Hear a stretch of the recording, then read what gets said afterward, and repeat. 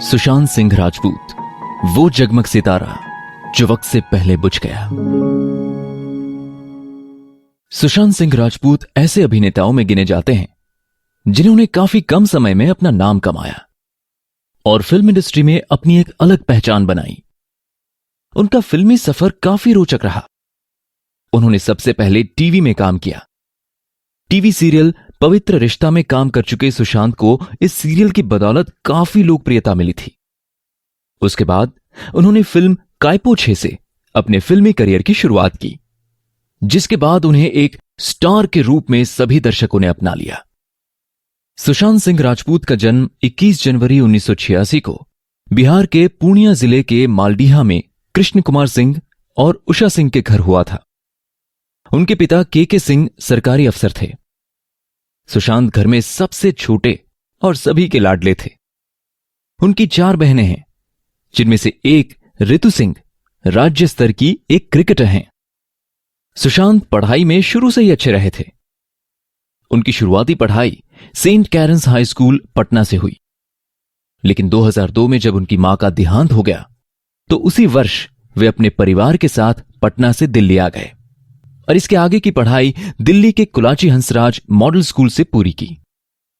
उसके बाद उन्होंने दिल्ली कॉलेज ऑफ इंजीनियरिंग, जिसे अब दिल्ली टेक्नोलॉजिकल यूनिवर्सिटी के नाम से जाना जाता है, में मैकेनिकल इंजीनियरिंग में एडमिशन लिया।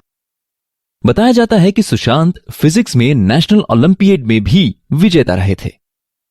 हालांकि उन्होंने एक्टिंग में करियर बनाने के लिए इंजीनियरिंग पूरी करने से पहले ही कोर्स से ड्रॉप आउट कर दिया था।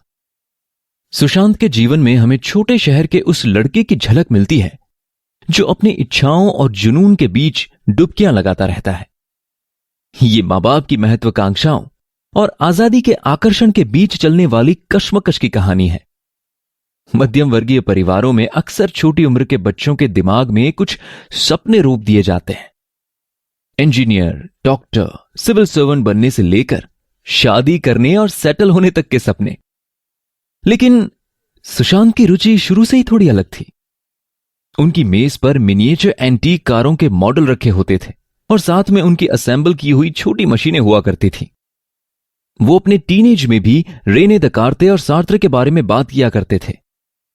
सुशांत का जीवन कभी भी आसान नहीं था। कम उम्र में ही मां को खो देने पर उन्हें एक झटका सा लगा था, लेकिन इस झटके ने मानो उनके इरादों को और मजबूत कर दिया था। शायद अब वो कुछ भी खोने के डर के बिना अपने सपनों के पीछे दौड़ सकते थे।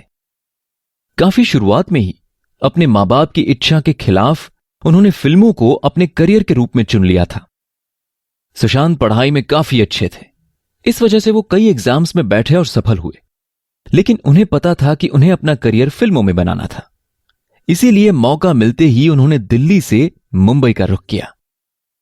हुआ यूं था, जब सुशांत दिल्ली टेक्नोलॉजिकल यूनिवर्सिटी में पढ़ रहे थे तो उन्होंने शामक डावर की डांस क्लास में एडमिशन लिया था।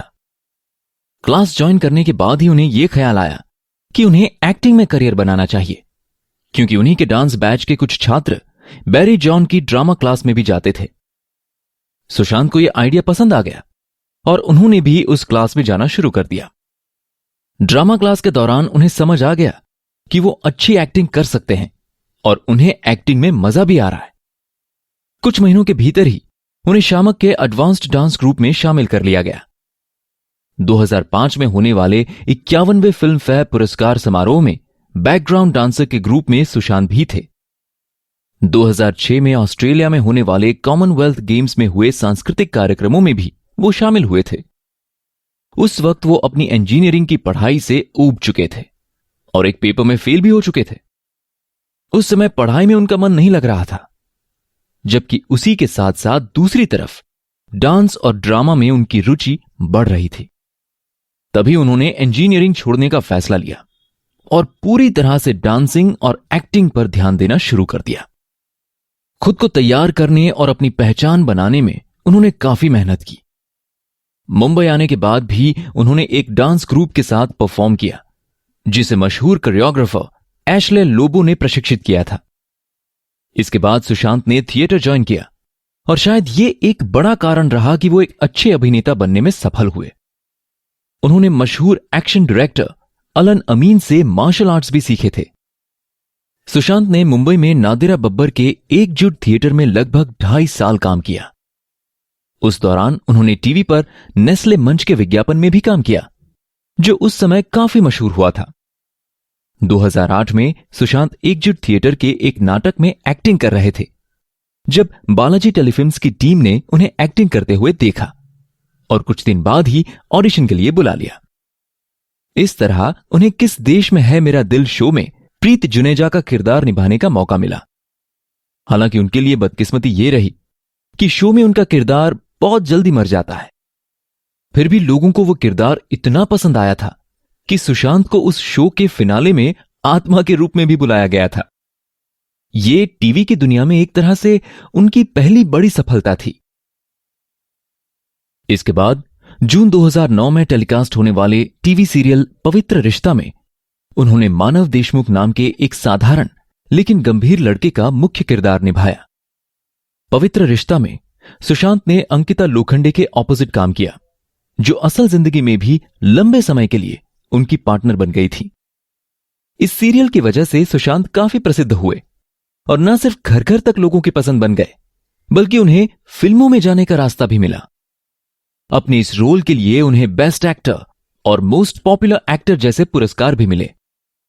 यहीं से उनके लिए एक नई जिंदगी की शुरुआत हुई और उन्हें फिल्मों में जाने का रास्ता साफ दिखाई देने लगा। मई 2010 में सुशांत जरा नच के दिखा डांस रियलिटी शो में भी नजर आए थे। चूंकि पवित्र रिश्ता की शूटिंग भी लगातार चल रही थी, उन्होंने एक साथ पवित्र रिश्ता और जरा नच के दिखा दोनों के लिए काम किया था।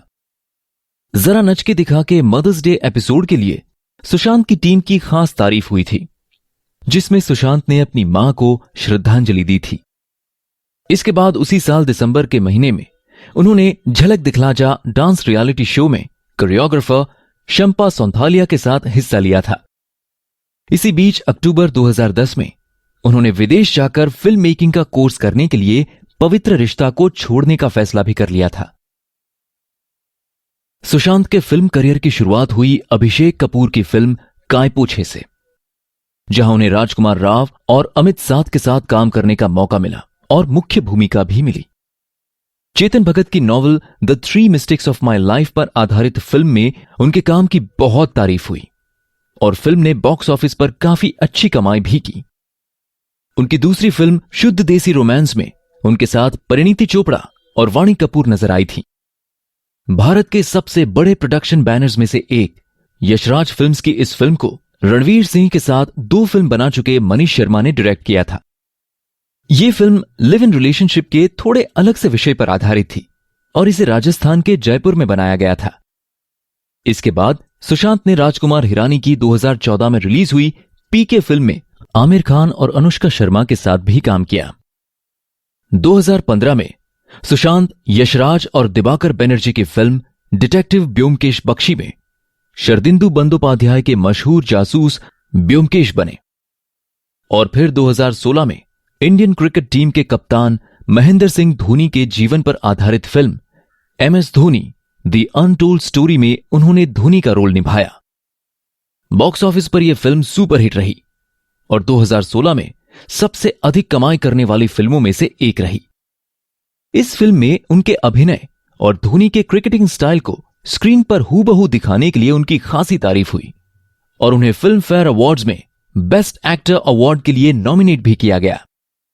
2018 में सुशांत की फिल्म केदारनाथ रिलीज हुई, जो राजनीतिक कारणों से विवादों में रही, लेकिन उसके बाद भी उसे काफी सफलता मिली। 2019 में उनकी 2 फिल्में सोनचिड़िया और छिछोरे रिलीज हुई। इनमें से जहां सोनचिड़िया में उनकी भूमिका को आलोचकों की खूब सराहना मिली, वहीं छिछोरे बॉक्स ऑफिस पर सफल साबित हुई। हालांकि इन सफलताओं के बीच में एक समय कुछ निराशाओं से भरा भी रहा, जब सुशांत को बैंडिट क्वीन के डायरेक्टर शेखर कपूर की फिल्म पानी में रोल तो मिला, लेकिन वो फिल्म बन ही नहीं पाई। माना जाता है कि पानी के लिए सुशांत को संजय लीला भंसाली की रामलीला समेत करीब 12 प्रोजेक्ट्स को मना करना पड़ा था। सुशांत की आखिरी फिल्म दिल बेचारा है, जिसमें उनके साथ संजना संघी है। हालांकि भारत में कोविड-19 के कारण हुए लॉकडाउन के चलते फिल्म सिनेमा हॉल्स में रिलीज नहीं की जा सकी और सीधे ऑनलाइन स्ट्रीमिंग के जरिए रिलीज हुई, लेकिन फिर भी इसे काफी अच्छी प्रतिक्रिया मिली। स्ट्रीमिंग साइट्स के आंकड़ों पर काम करने वाली एक कंपनी का अनुमान है कि दिल बेचारा को रिलीज के पहले 24 घंटों में ही लगभग 9.5 करोड़ लोगों ने देखा, जो अपने आप में किसी रिकॉर्ड से कम नहीं है। सुशांत को अपने काम के लिए कई अवार्ड मिले हैं, फिर चाहे फिल्म की बात हो या टीवी की। 2014 में उन्हें फिल्म कायपुछे के लिए स्क्रीन अवार्ड और प्रोड्यूसर्स गिल्ड की ओर से बेस्ट डेब्यू अवार्ड से सम्मानित किया गया था। धोनी द अनटोल्ड स्टोरी के लिए भी 2017 स्क्रीन अवार्ड्स में उन्हें बेस्ट एक्टर का क्रिटिक्स अवार्ड मिला। इसी फिल्म के लिए उन्हें Indian film festival of Melbourne में भी बेस्ट एक्टर का अवार्ड मिला। इससे पहले टीवी शो पवित्र रिश्ता में उनके अभिनय ने उन्हें कई पुरस्कार दिलाए थे। लोगों में भी सुशांत अच्छे खासे पॉपुलर थे। भले ही बॉलीवुड में वो एक नया चेहरा बनकर आए थे, लेकिन कितने ही दर्शक टीवी के समय से ही उन्हें जानते थे, अपना समझते थे और सेलिब्रेट करते थे। अपनी निजी जिंदगी में सुशांत बड़े ही साइंटिफिक स्वभाव वाले इंसान थे। उन्हें साइंस और टेक्नोलॉजी में बेहद दिलचस्पी थी, लेकिन साथ ही साथ वो फिलॉसफी में भी बहुत रुचि रखते थे। उन्होंने अमेरिकन नॉवेलिस्ट फिलिप रॉथ और फिलोसोफर रैल्फ वॉल्डो एमर्सन को पढ़ा था और ई कमिंग्स को अक्सर कोट किया करते थे। वो रात में अनंत की ओर देखा करते और कहा करते कि तारे इंटीमेट होकर एक दूसरे को गले लगा रहे हैं। उनके पास 200 किलो का भारी भरकम टेलीस्कोप था, जिसकी मदद से उन्होंने आसमान की मैपिंग की थी।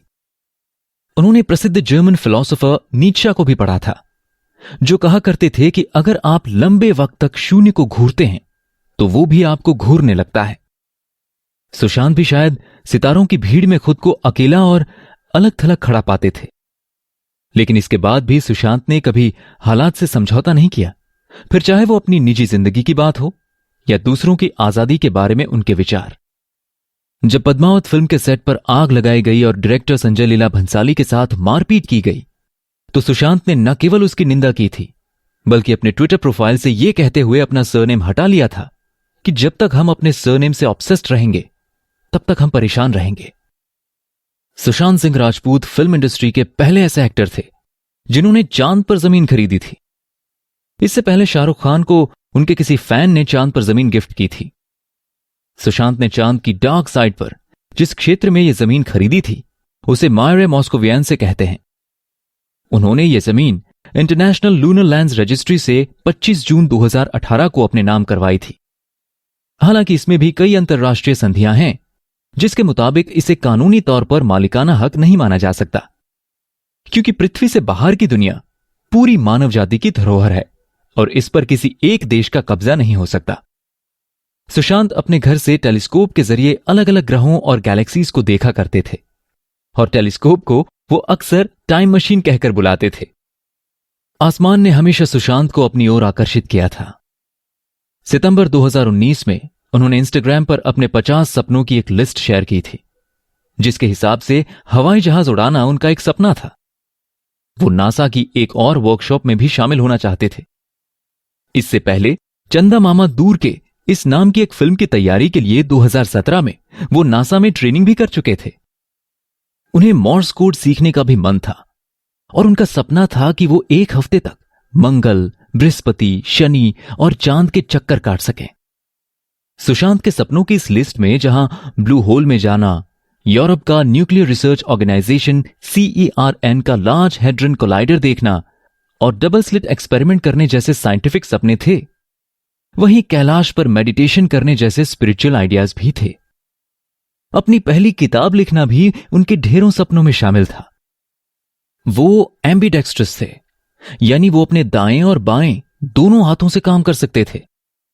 फिल्म छिछोरे की शूटिंग के दौरान एक वीडियो काफी वायरल हुआ था, जिसमें सुशांत एक साथ दोनों हाथों से लिख रहे थे।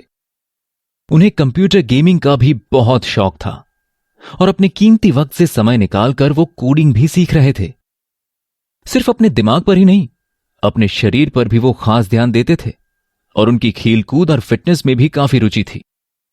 जहां एक तरफ उनकी आयरन मैन ट्रायथलॉन के लिए ट्रेनिंग करने की इच्छा थी, वहीं दूसरी तरफ वो किसी चैंपियन के साथ टेनिस खेलना चाहते थे और बाएं हाथ से एक पूरा क्रिकेट मैच खेलना चाहते थे। उन्हें सर्फिंग सीखना, दोनों हाथों से तीर चलाना सीखना, क्रिया योग सीखना और लोगों को, खासकर महिलाओं को, सेल्फ डिफेंस सीखने में मदद करने जैसी कितनी सारी चीजें उस लिस्ट में थी।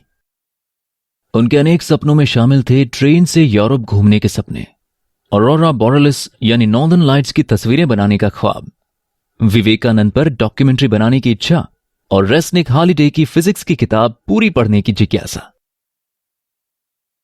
ऐसे में 14 जून 2020 को, जब उनकी उम्र महज 34 साल थी, सुशांत सिंह राजपूत की अचानक मौत हो गई। और उनकी मौत की इस खबर ने न सिर्फ भारतीयों को, बल्कि दूर दूर तक उनके चाहने वालों को हैरान परेशान कर दिया। उनके कितने ही प्रशंसक उनकी मौत की इस अचानक खबर से अब तक पूरी तरह से उभर नहीं पाए हैं। सुशांत की मौत की वजह जो भी रही हो, वो आज के युवाओं के लिए एक प्रेरणा है। उन्होंने जिस तरह अपने बलबूते पर अपनी एक अलग पहचान बनाई, वो वाकई काबिले तारीफ है। अपनी छोटी सी जिंदगी में उन्होंने करोड़ों लोगों के दिलों में जगह बना ली थी और आज लाखों करोड़ों लोग उनके फॉलोअर्स हैं। वो अपने पीछे कुछ शब्द, कुछ आकृतियां और कुछ विचार छोड़ गए हैं, जो ज्यादातर चीजों के बारे में थे जो उन्होंने अंतरिक्ष में देखे थे। अंतरिक्ष के साथ उनकी मुलाकातों को उन्होंने कुछ अधूरी सी कविताओं में पिरोया हुआ है, जिन्हें वो अपनी सेल्फ म्यूजिक कहा करते थे। सुशांत सिंह राजपूत आज भले ही हमारे बीच ना रहे हों, लेकिन अपने इन सपनों के सहारे हमेशा हमारे दिलों में जिंदा रहेंगे। कितना हसीन ख्याल है ना कि कभी सितारों की दुनिया में रहने वाला ये सितारा अब आसमान में जगमगा रहा है। सुशांत सिंह राजपूत आज भले ही हमारे बीच ना हो, लेकिन अपने इन सपनों के सहारे हमेशा हमारे दिलों में जिंदा रहेंगे। कितना हसीन ख्याल है ना कि कभी सितारों की दुनिया में रहने वाला ये सितारा अब आसमान में जगमगा रहा है।